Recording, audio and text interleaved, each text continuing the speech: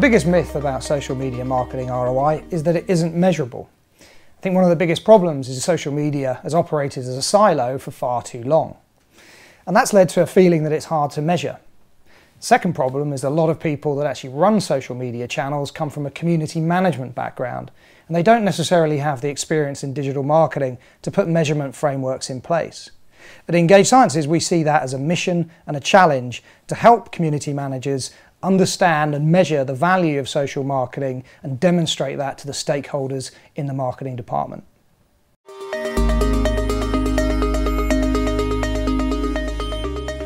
The greatest challenges for brands when trying to measure social media marketing is knowing exactly what to measure.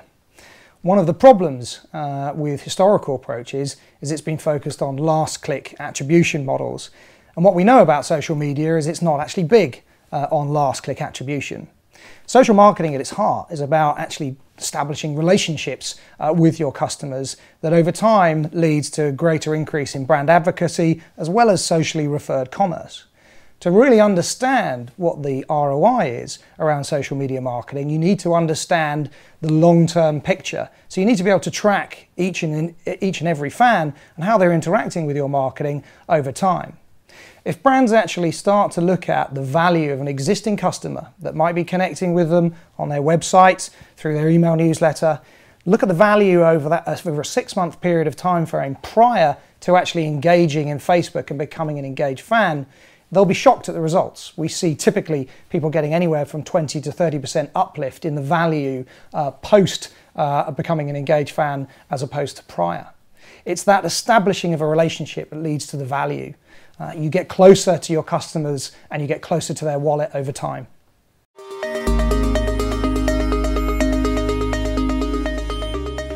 One of the reasons why companies haven't been able to establish a return on social media marketing is a lack of execution. Simply having a Twitter or Facebook account doesn't mean you're going to get any results. You need to actually commit to social media marketing. It's an always-on medium, and you need to have a strategy and engagement process in place that goes beyond acquiring fans. The second major problem for companies trying to establish a return for their social marketing activities is that they may not have a measurement process in place, or even worse, they might be focusing on the wrong model, such as last-click attribution. And if they're not focusing on the total picture, they're unable to understand the full value they might be getting from that social media marketing activity. And there are many things to consider. The value of the social data that they're acquiring, socially referred commerce, brand advocacy, Facebook marketing reach. You need to look at all of these factors to really understand the value you're getting from social marketing.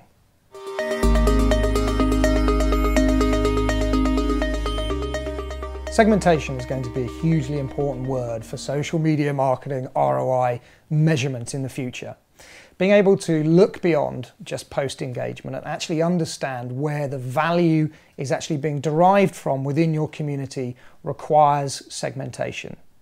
There's been a lot of talk about dead book right now for Facebook marketing, and this is the group of fans that may have followed you previously, perhaps have come through ads or some sort of engagement strategy that are now no longer active, and that dead book doesn't really drive a great deal of value for brands. So being able to understand, who's actually not engaged, who is engaged, who's actually taken that extra step and has started to promote your content and campaigns with their friends, as well as looking at those that are actually successful at driving conversions amongst their friends and followers, will be a big part of how brands actually measure and understand social marketing ROI in 2013. EngageSciences did a study across millions of fans and hundreds of brands. What we actually learned is that on average, it's 4.7% of a brand's fan base that drive all of the social referrals amongst their friends and followers. So it's only 4.7% of a brand's fan base that are able to drive direct conversions amongst their friends and followers.